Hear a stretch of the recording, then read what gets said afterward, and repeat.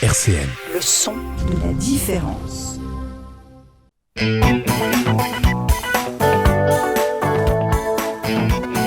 On va pas se raconter d'histoire sur RCN, Philippe Rivet.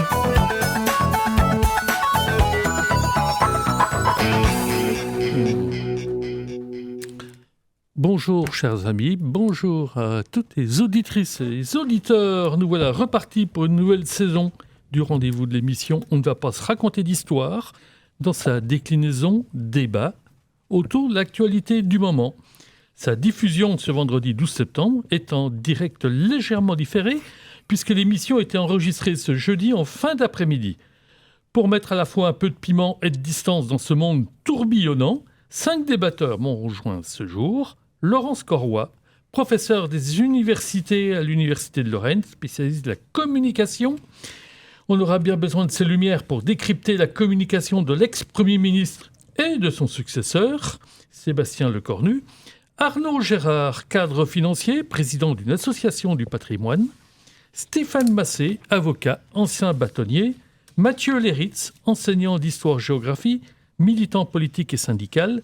Et Dominique Pocro, ancien élu local et ancien cadre territorial.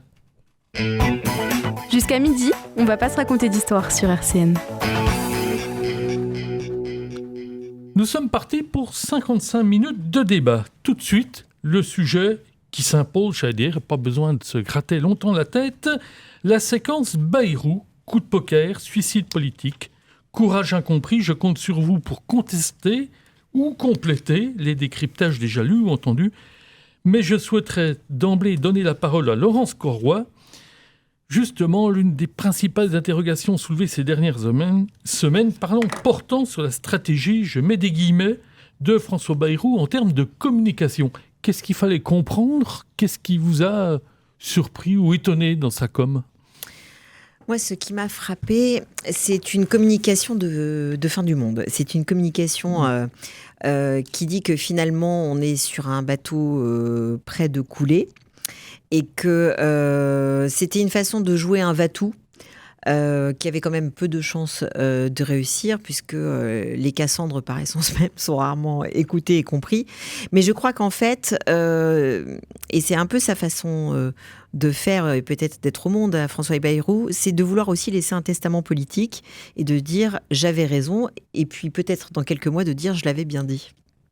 Stéphane Massé, vous partagez ? Oui, bon, après la critique est facile, mais c'est vrai que la communication était un peu apocalyptique. Après, est-ce qu'il a réussi ce qu'il souhaitait ? Peut-être, parce que je pense que ce qu'il voulait, c'était faire plus que Barnier, plus que Attal, plus que Mendes France. En cela, il a réussi, mais effectivement, je pense qu'il joue aussi un coup d'après en disant, dans quelques mois, je vous l'avais bien dit, et derrière, il n'exclut pas d'être candidat à nouveau pour la présidentielle de 2027. Donc, Mathieu Léritz, là, vous sautez de joie ou pas aujourd'hui là, je saute d'indignation amicale à la référence de Pierre Mendès France qui a gouverné ce pays pendant 7 mois et 29 jours, quelque chose comme ça, mais qui a laissé une trace dans l'histoire. Quelle trace laissera François Bayrou, celui d'un orgueilleux qui a voulu tomber par orgueil au lieu de servir le pays ?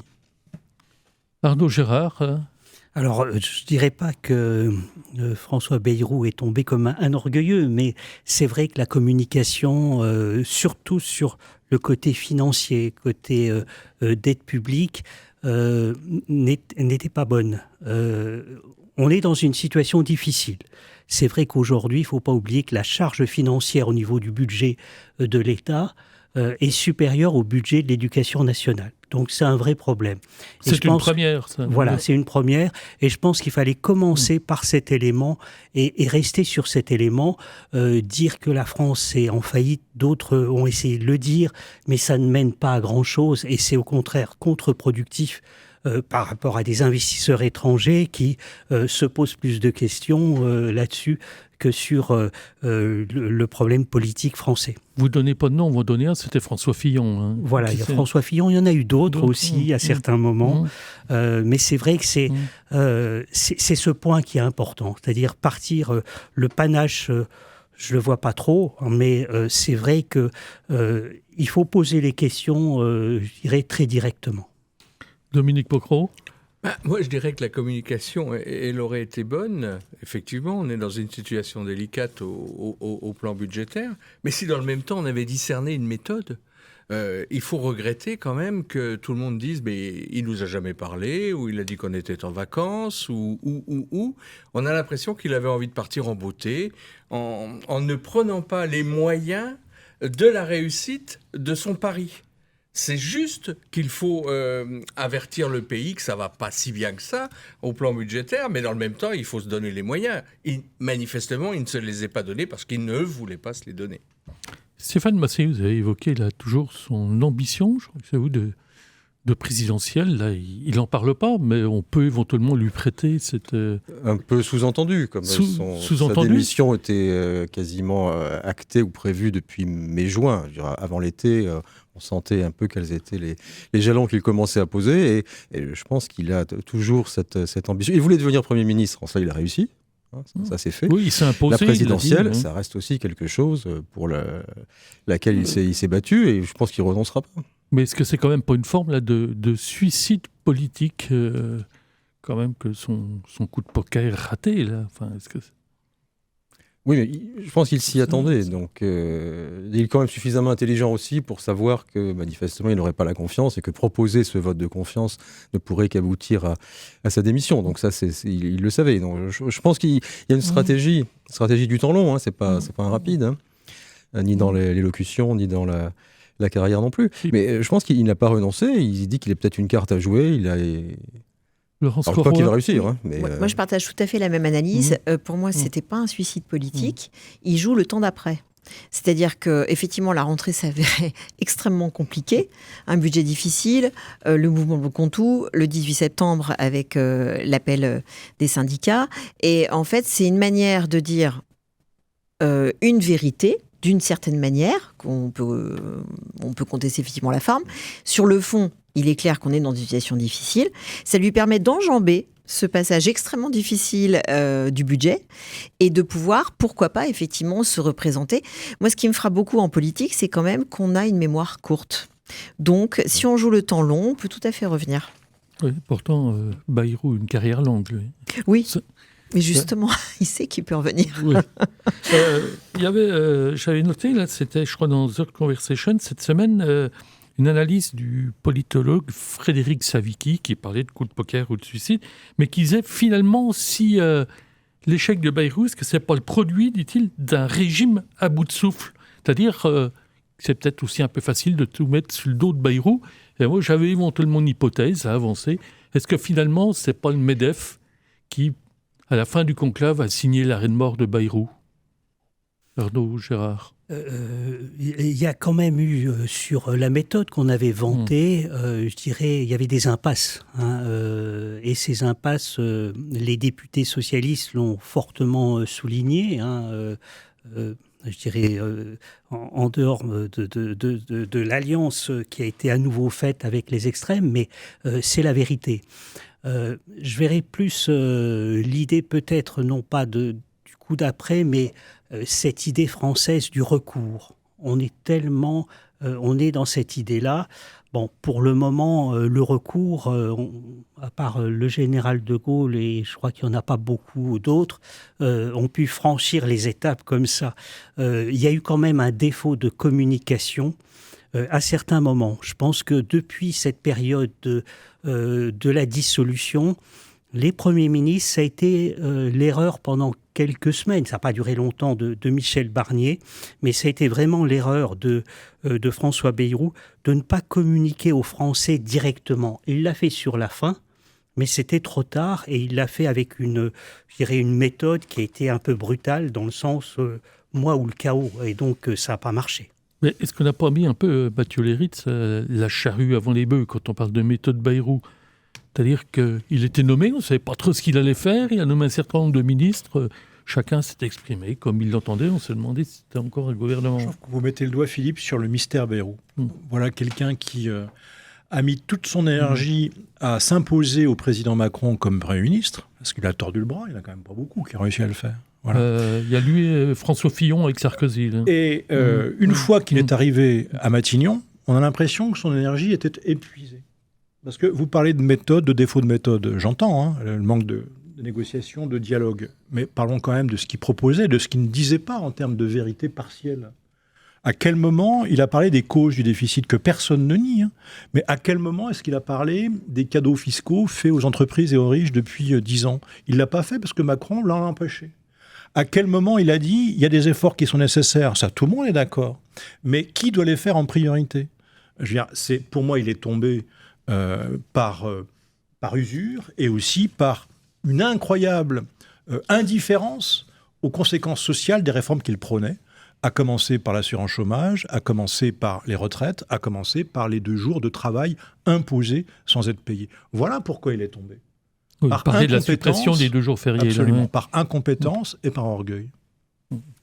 Dominique Pocrot. Non, je ne le crois pas. Je crois simplement que la chute de Bayrou, ou son départ, c'est l'illustration même d'une cuisine politique. C'est la somme des intérêts particuliers qui luttent contre l'intérêt général, où chacun voit midi à sa porte, sont les présidentielles dans l'objectif, et on se moque bien de l'intérêt général, quel que soit l'endroit ou la responsabilité que l'on occupe. Ça n'intéresse plus personne. Maintenant, on est à quelques mois des présidentielles, il n'y a plus que ça qui compte, et les écuries se forment, et chacun, vous l'avez dit il y a 2 minutes, pourquoi pas Bayrou serait-il en train de calculer son retour au présidentiel? Et ça, c'est ce que j'appelle la somme des intérêts particuliers boutiquiers contre l'intérêt général. L'intérêt général, c'est de maintenir Bayrou. À l'intérêt général, à mon sens, c'était le premier qui avait le mérite de mettre sur la place publique le problème de la dette, de dire aux Français voilà où on en est. Il n'avait pas eu la bonne méthode, je l'ai dit précédemment, c'est clair, mais néanmoins, il avait ce mérite. Voilà, on l'a fait tomber. Il reste maintenant 2 choix, l'extrême gauche ou l'extrême droite.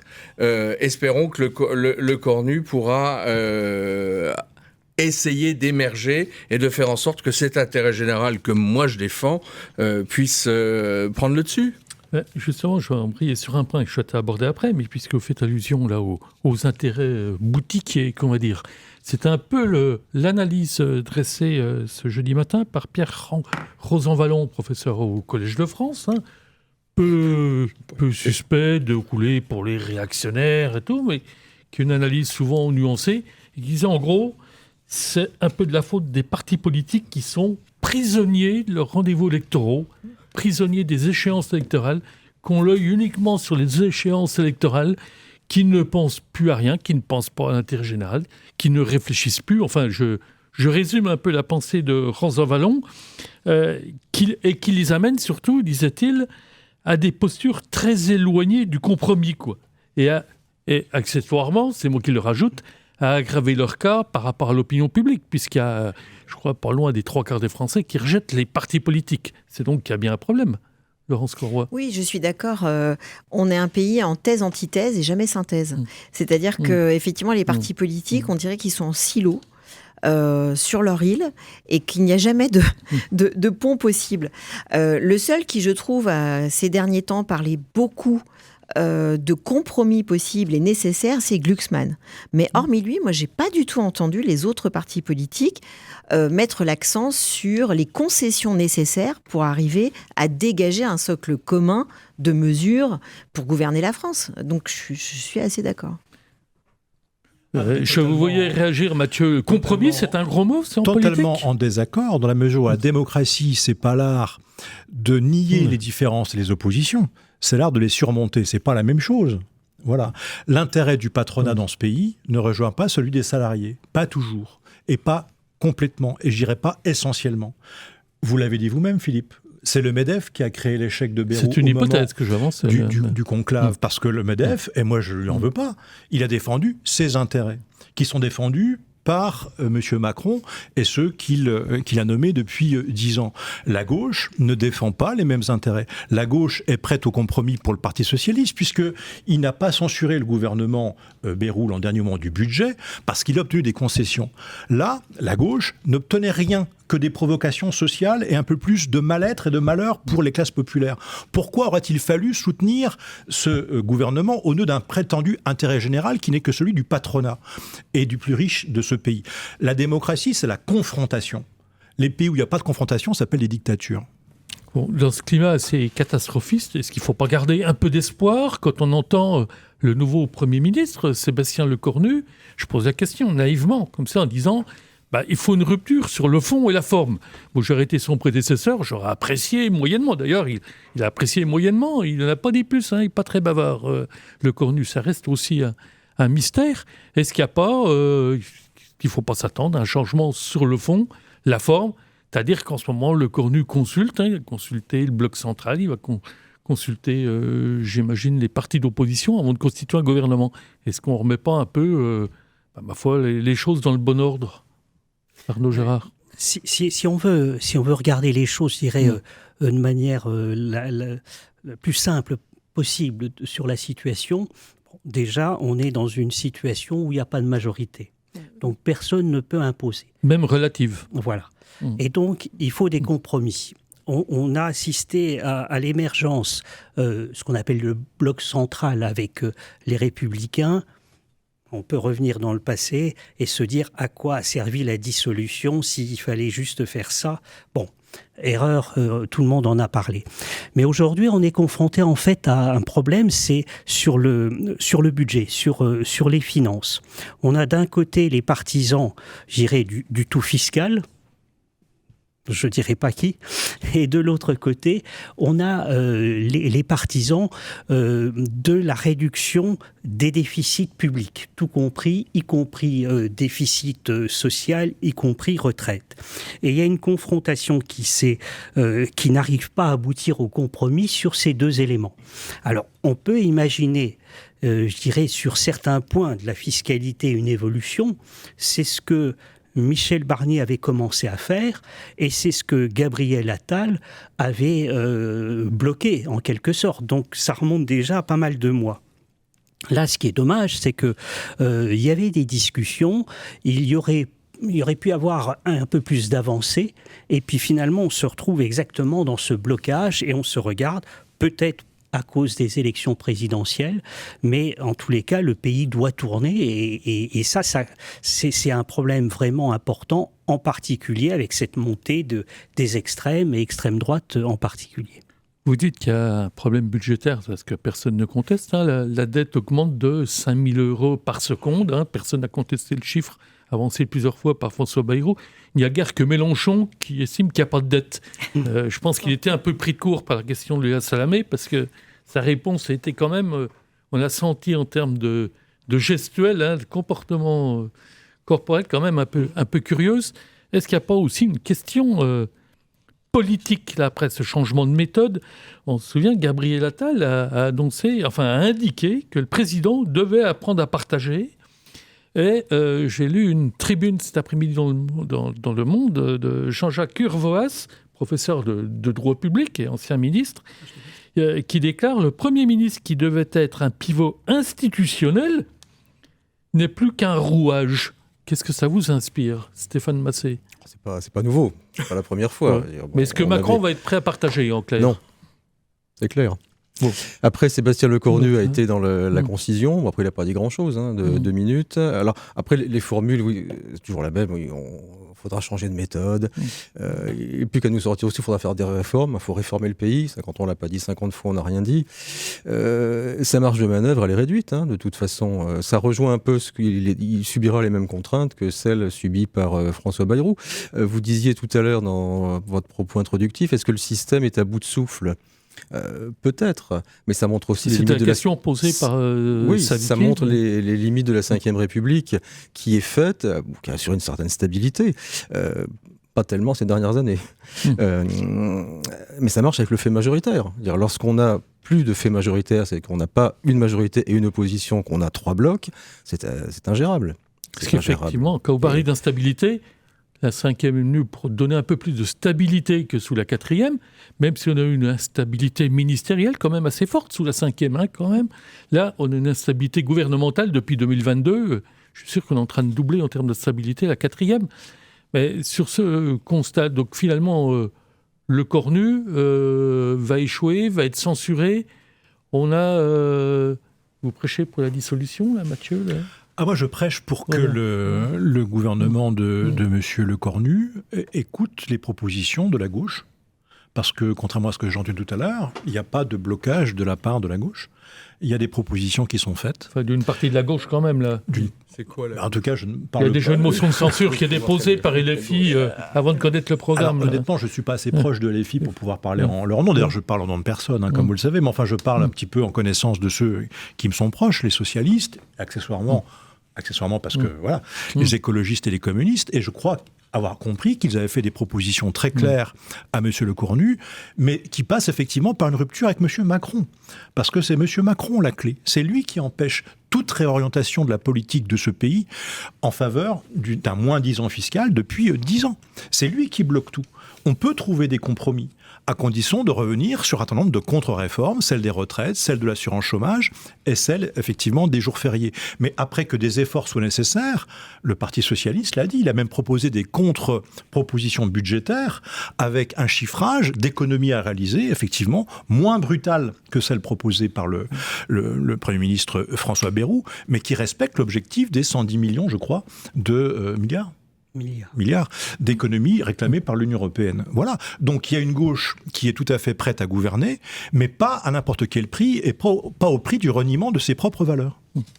Dominique Pocro, vous pensez que Emmanuel Macron va faire quelques progrès, quelques concessions D'abord, juste un petit point, vous l'avez souligné, j'aime bien quand on me parle de la gauche. Laquelle ?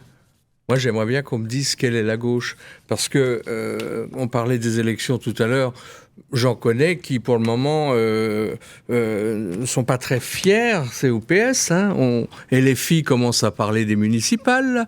Beaucoup de députés socialistes, s'il y avait une dissolution, verraient des difficultés. Alors, parlons d'une certaine gauche, la gauche de gouvernement, oui. Mais pas la gauche en général. Maintenant, quant à dire que c'est le président Macron qui domine tout, et parler des 2 jours fériés de congé supprimés, c'est quand même pas lui qui l'a dit, c'est bien Bayrou. Alors, il faudrait quand même être un peu raisonnable dans la critique. Bayrou a dû lui en parler peut-être un peu avant, là. On imagine que le Premier ministre ne dit pas les choses sans en parler au président, encore que Bayrou est assez indépendant quand même, on l'a vu. Donc Macron est pour revenir sur les 2 jours, tu es d'accord ? Mais qu'est-ce que c'est que ces 2 jours-là ? Voilà, c'est peanuts dans le débat, voyons. Pour les retraités, c'est sûr. Non, il y a autre chose à dire sur les retraites. Je n'accepte pas tout. Mais il faut arrêter d'avoir un totem, c'est Macron le responsable de tout. Enfin, Jean-Pierre Fourcade est le dernier ministre des Finances à avoir présenté un budget en équilibre. C'était sous Giscard. Et puis, qui lui-même sortait quand même du ministère des Finances. En plus. Laurence Corroy. Oui, alors j'entendais tout à l'heure que la démocratie, c'est la confrontation, mais vous avez aussi prôné le compromis tout de même. C'est-à-dire qu'avec une assemblée, effectivement, où il n'y a pas de majorité, je pense quand même que le compromis, ce serait une bonne idée. Alors, de ce point de vue, M. Lecornu nous a parlé quand même d'une rupture sur la forme et le fond.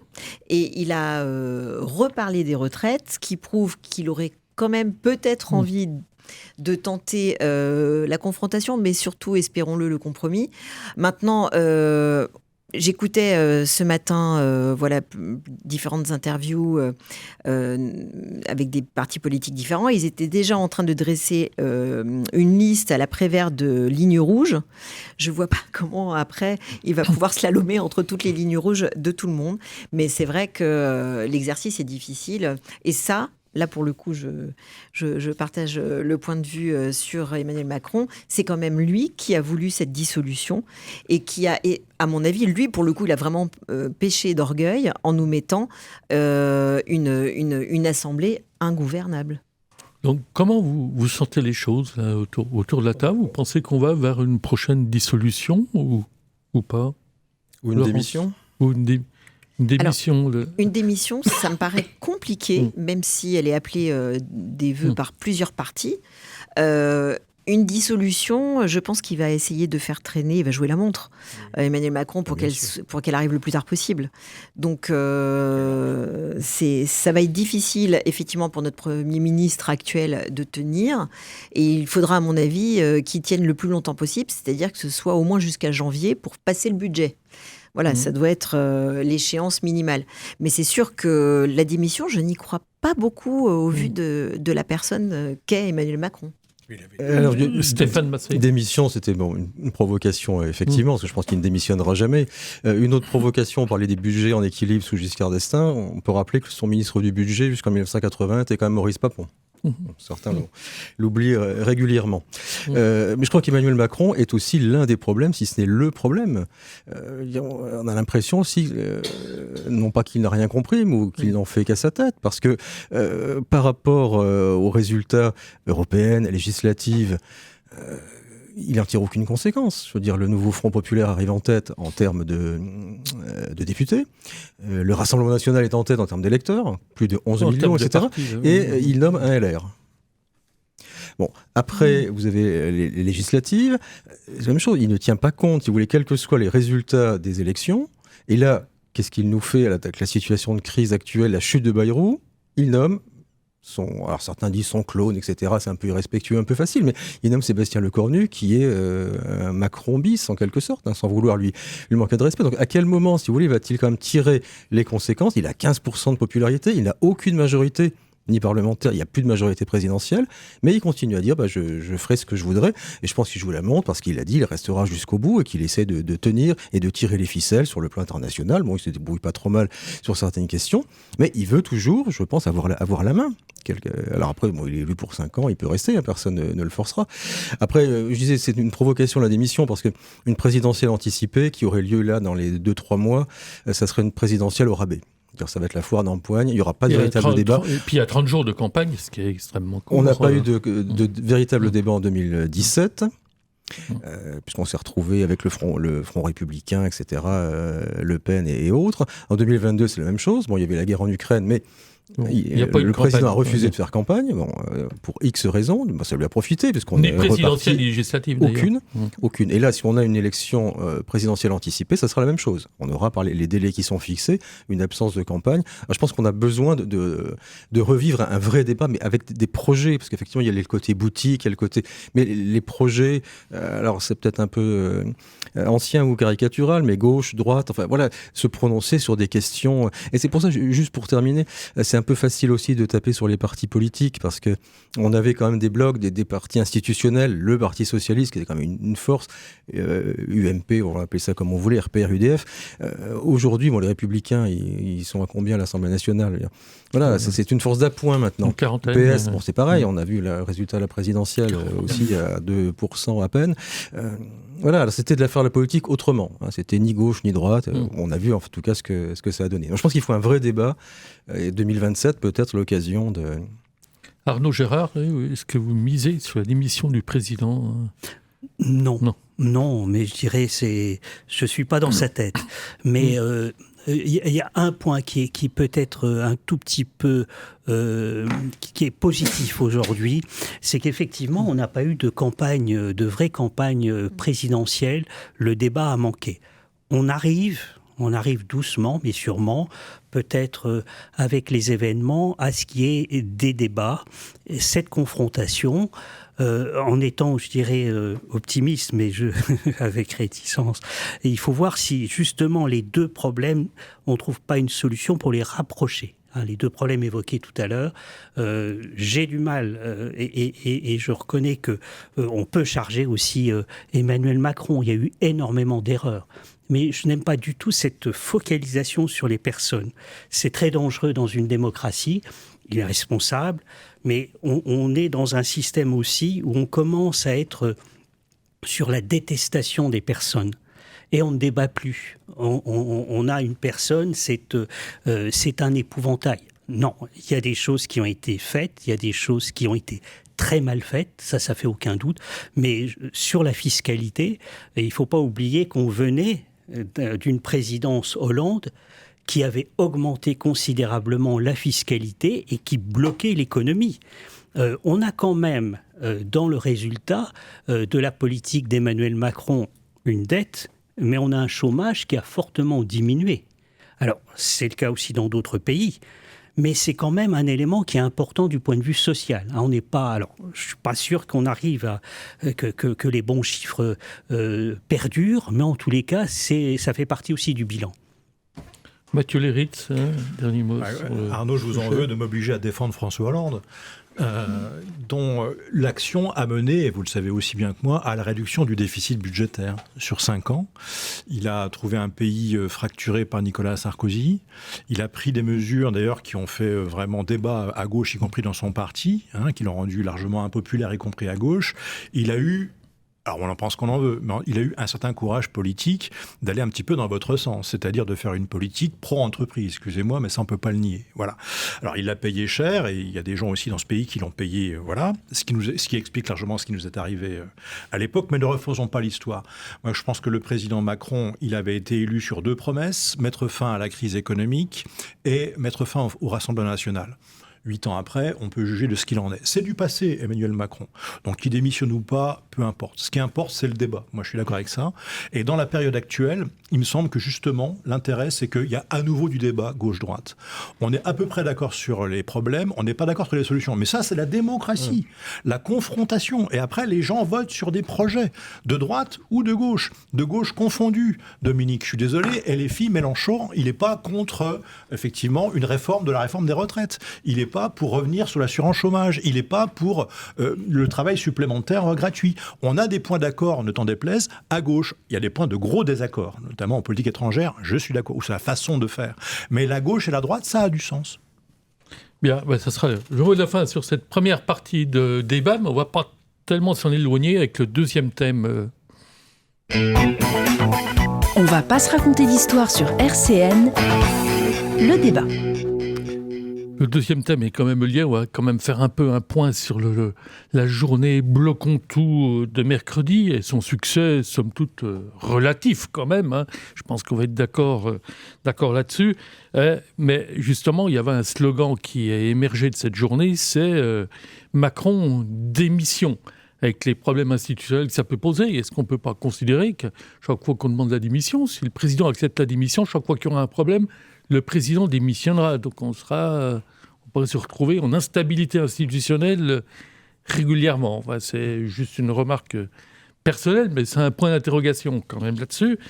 Mais justement, derrière les noms là, que vous évoquez, là, Arnaud Gérard, effectivement, on personnalise beaucoup. Enfin, il y a même des torrents de haine, faut le dire, qui ont été déversés à l'encontre du président de la République, qui est quand même le président de tous les Français, enfin, qu'on ait voté pour lui ou pas. Est-ce qu'il n'y a pas aussi, dans ce climat de dégagisme, est-ce que vous avez perçu cette journée de mercredi comme un nouvel épisode des Gilets jaunes, ou si c'est vraiment autre chose? Et qu'est-ce que ça peut donner? Est-ce que c'était un tour de chauffe avant la journée plus encadrée des syndicats le 18, donc la semaine prochaine, l'appel de quasiment de tous les syndicats? Comment vous avez perçu les choses, Laurence Corroy? Mais je trouve que c'est quand même un échec de cette journée parce qu'on n'a pas eu le blocage total de la France et personnellement je m'en réjouis quand même. On n'a pas bloqué les universités, ouf. Mais finalement 200 000 personnes c'est beaucoup mais c'est peu. Voilà, parce que c'est quand même au départ un mouvement qui a été un mouvement spontané. Un mouvement gazeux. Voilà. Et puis LFI a essayé de récupérer le mouvement. Mais je trouve quand même que ce que ça dit de la France, c'est quand même que majoritairement, les gens ne veulent pas le chaos. Le problème n'est pas de vouloir le chaos ou la révolution. Le grand dégagisme, on le voit en histoire, ça conduit quand même à des drames. Et effectivement, l'hyper-personnalisation fait croire qu'en changeant de personne, on va changer radicalement de problématique. Non, pas forcément. Donc il faut quand même, à mon avis, respecter les institutions.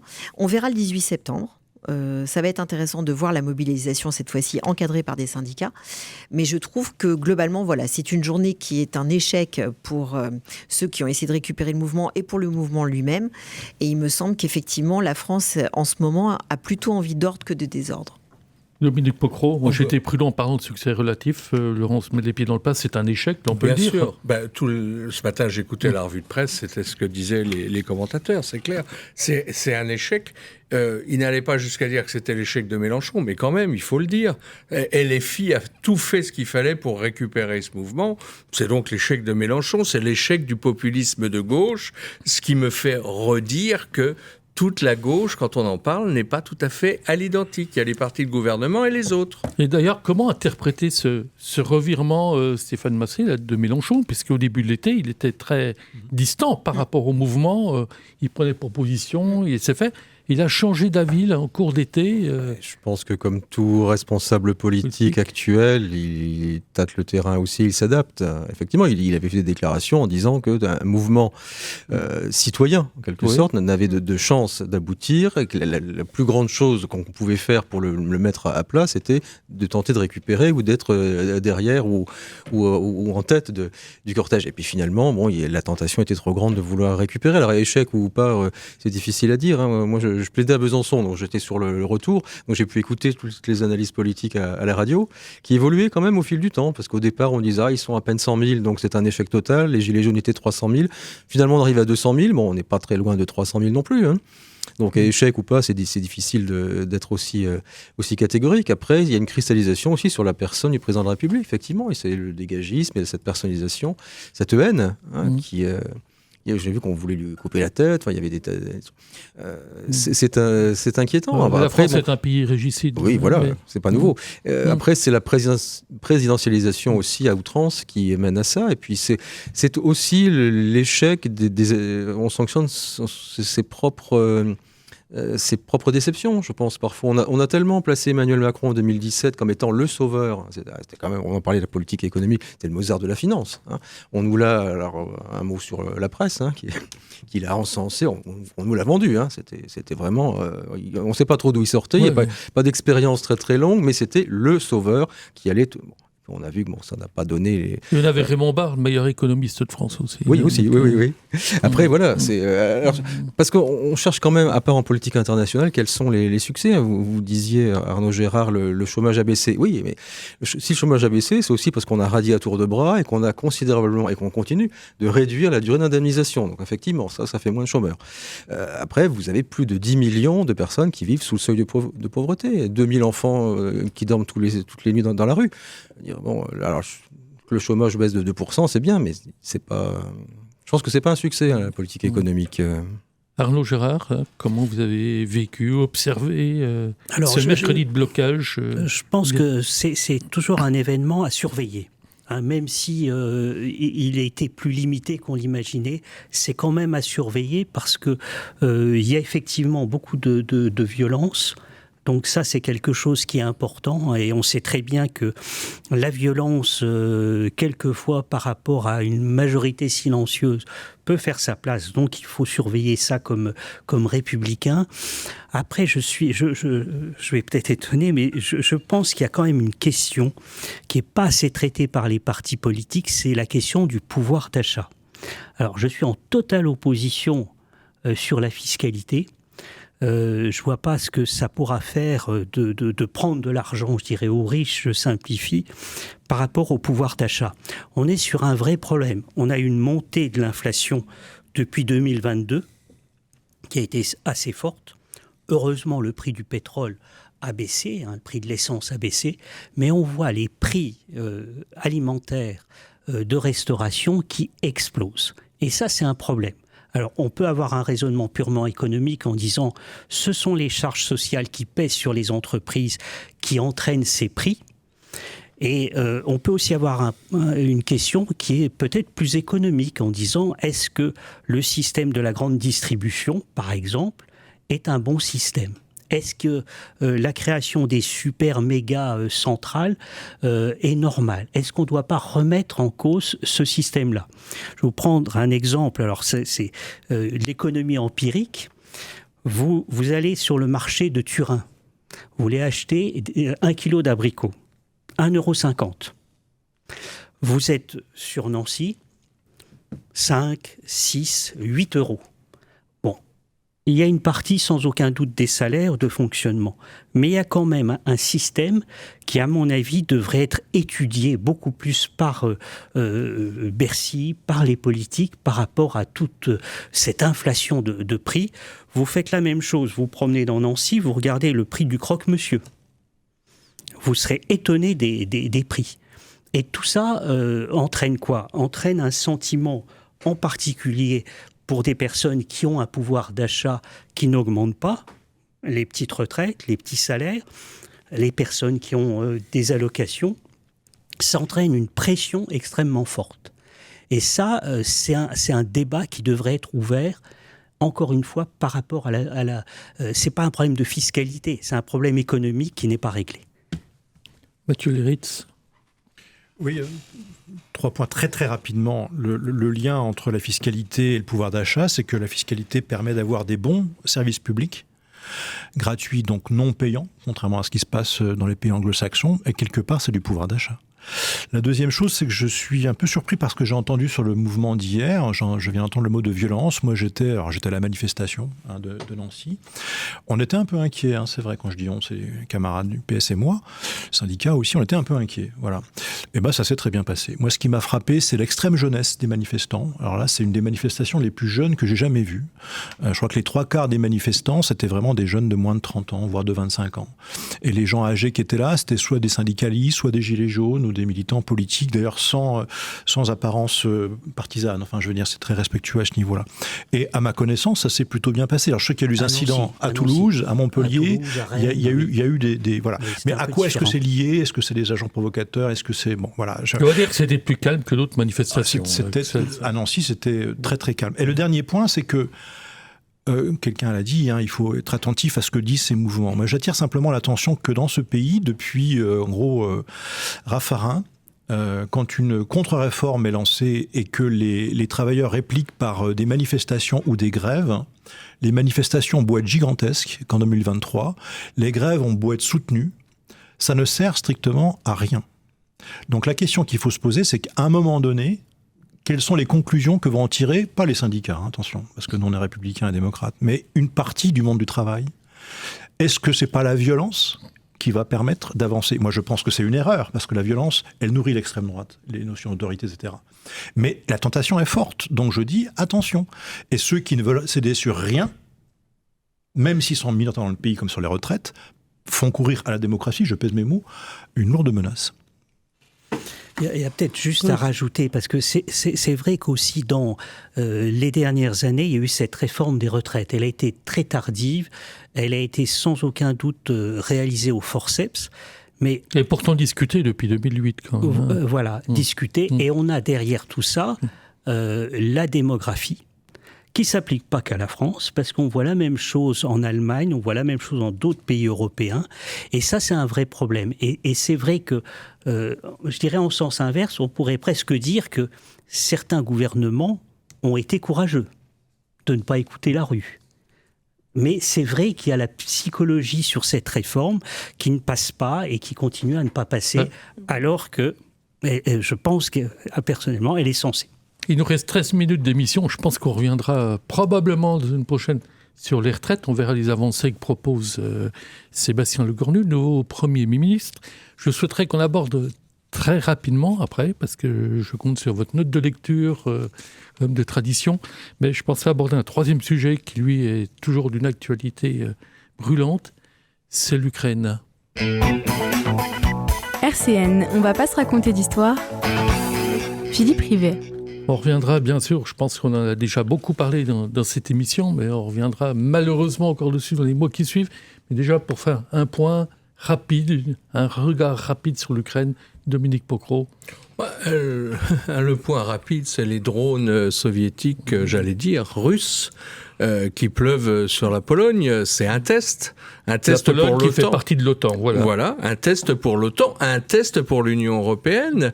Et puis, on peut nourrir quelques craintes pour les pays baltes. éventuellement, pourquoi pas la Finlande, c'est quand même, j'avoue, très inquiétant, très inquiétant.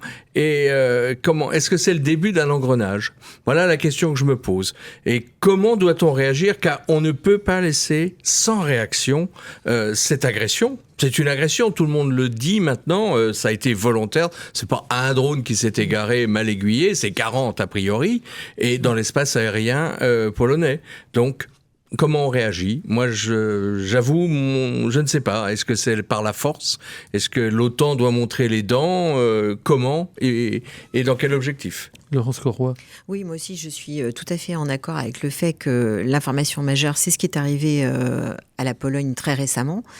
Et ce qui se dessine et ce qui est évidemment très inquiétant, c'est que pour ne pas avoir voulu suffisamment vite et suffisamment fort soutenir l'Ukraine pour éviter une guerre européenne, on risque d'en avoir une.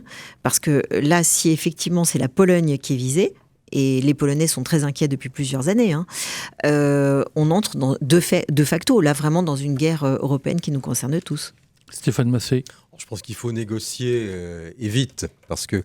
Mais avec qui avec les deux principaux belligérants. Réussir à les mettre autour de la table et trouver une solution. Parce que ce qu'on perd de vue, on ne voulait pas le reconnaître jusqu'à il y a encore quelques mois parce que c'était faire le jeu de la Russie, la propagande, etc. C'est que sur le terrain, la Russie est en train de gagner. Je veux dire, les territoires qu'elle revendique, on disait au départ, l'armée russe ne tiendra pas, ils sont à bout de souffle, ils ont du vieux matériel, etc.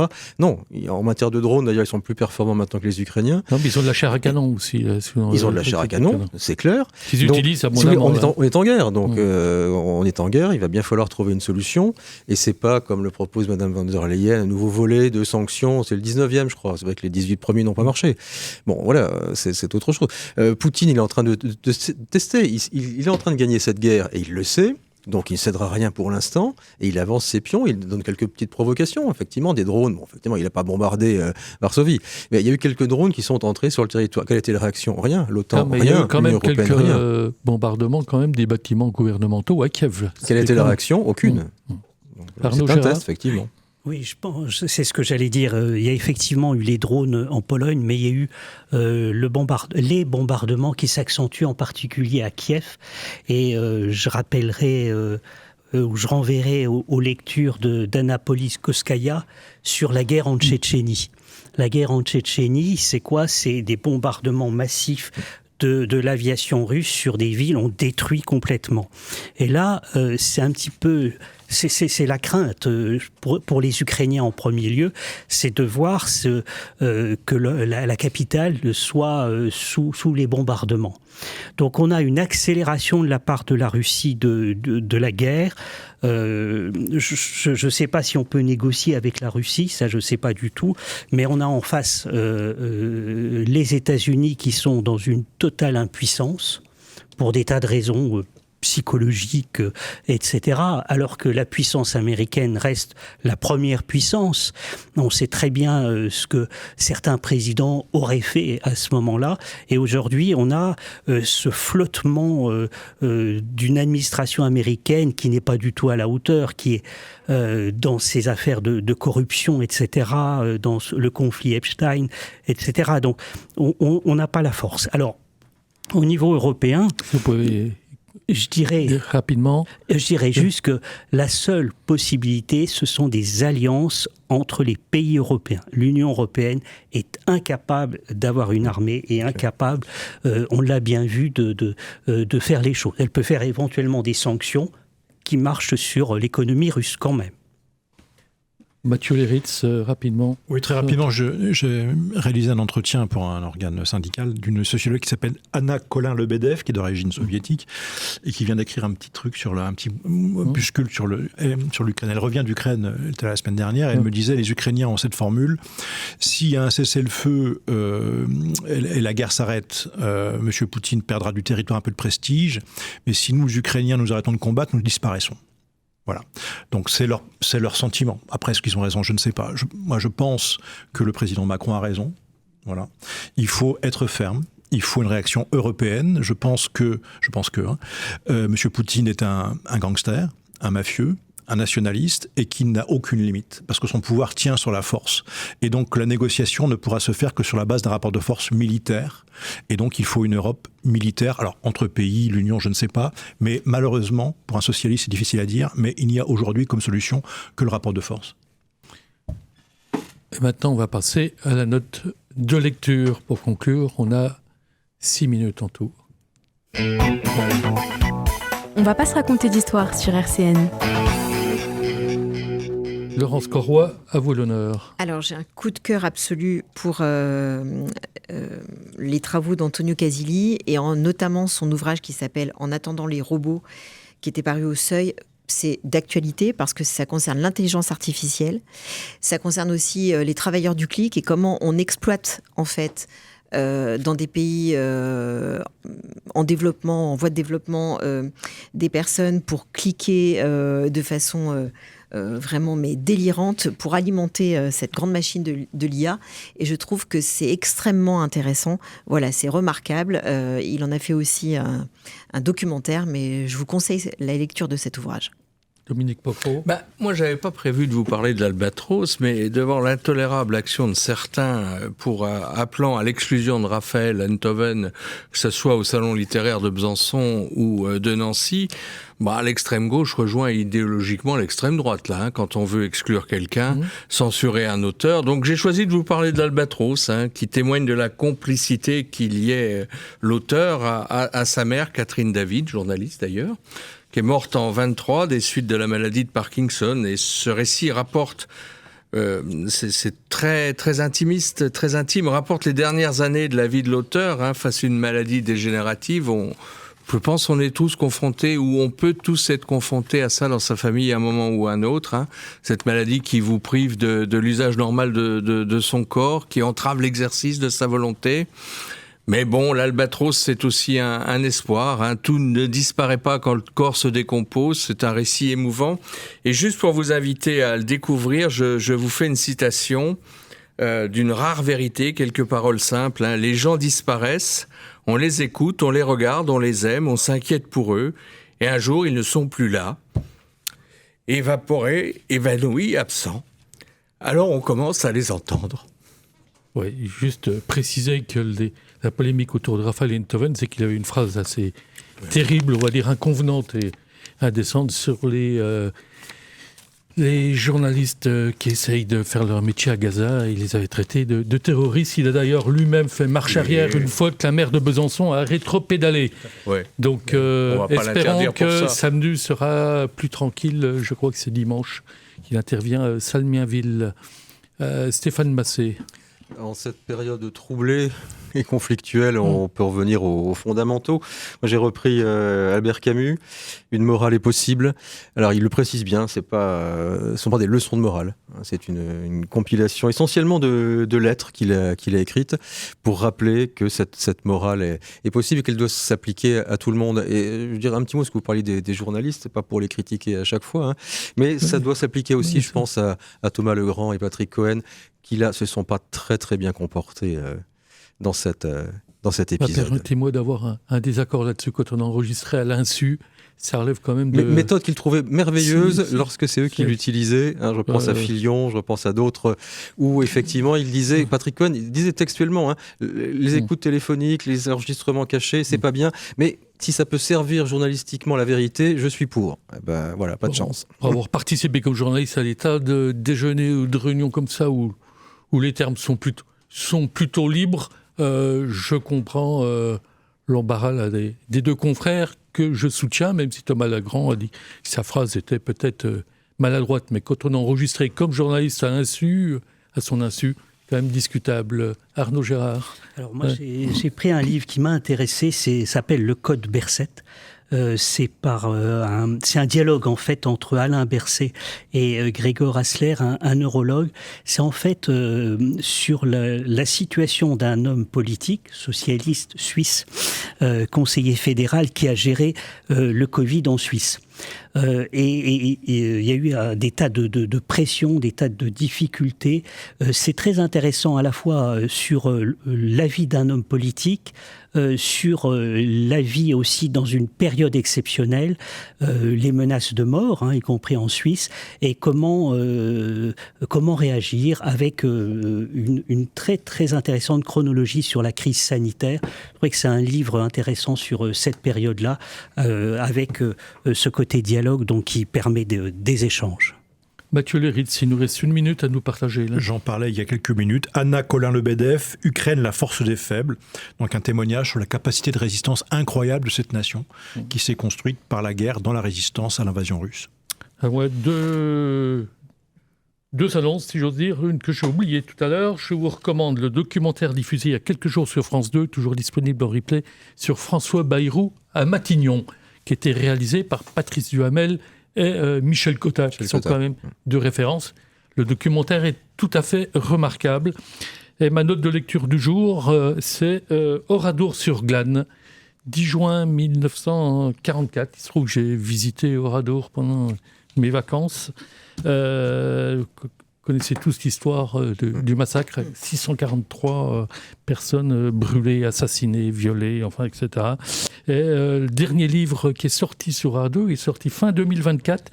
Il est signé de Olivier Bernard, j'avais oublié son nom, Olivier Bernard, qui est un avocat qui s'est spécialisé un peu dans l'histoire. Et cet ouvrage apporte un certain nombre d'informations complémentaires par rapport à ce qu'on pensait savoir. Il a découvert de nouveaux documents, il y a de nouvelles analyses sur la responsabilité nazie. Et ce livre est vraiment absolument poignant. Il est publié chez Taillandier avec le concours du ministère des Armées. Et je pense que c'est intéressant de le rappeler parce que j'ai eu l'occasion d'assister à l'inauguration de l'école Manoukian au Placieux à Nancy, où le maire de Nancy a rappelé qu'il restait un seul déporté en vie, déporté rescapé des camps de concentration. Ce monsieur a 100 ans aujourd'hui. Donc, c'est le moment de ne pas oublier tout ce qui s'est passé. Je vous remercie pour votre participation. On se retrouvera le mois prochain. Puis je rappelle la fête de la radio de RCN le samedi 4 octobre de 14h à 20h de rue Laurent Bonnevet. RCN, www.rcn-radio.org